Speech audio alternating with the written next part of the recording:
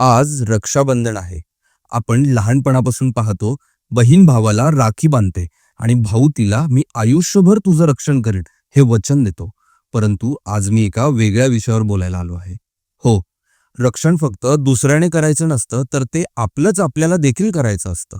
जसे एक बहीण भावाच्या हातावर राखी बांधते, तसेच प्रत्येक स्त्रीने स्वतःच्या मनावर, स्वतःच्या स्वाभिमानावर आणि आपल्या आयुष्यातील स्वप्नांवर देखील एक राखी बांधायला पाहिजे.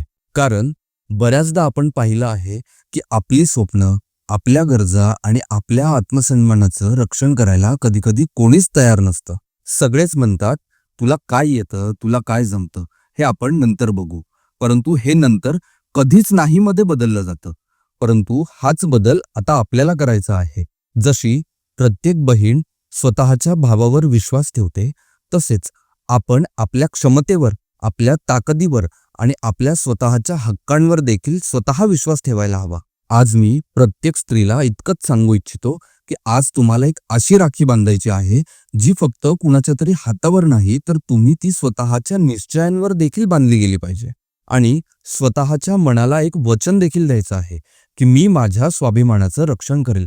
मी माझ्या मेहनतीला किंमत मिळवून देईल आणि मीच माझ्या आनंदाचं रक्षण देखील करेल.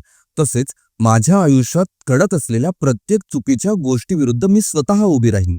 कारण आयुष्य एकदाच मिळतं आणि ते कसं जगायचं हे ठरवण्याची ताकद सुद्धा स्वतःतच असली पाहिजे. आपण जर दुसऱ्याची वाट बघत बसलो तर वेळ हातातून निघून जाईल आणि आपण जर स्वतःच्या आयुष्याचे राखणदार स्वतः झालो तर कोणीही आपल्या आयुष्याशी खेळू शकणार नाही. आणि म्हणूनच या रक्षाबंधनाला फक्त नात्यांनाच नाही, तर आपल्या मूल्यांना, आपल्या स्वप्नांना आणि आपल्या आत्मसन्मानाला एक राखी बांधा आणि स्वतःच्या मनाशी एक वचन द्या, की मी माझं स्वतःचं रक्षण स्वतः करेन.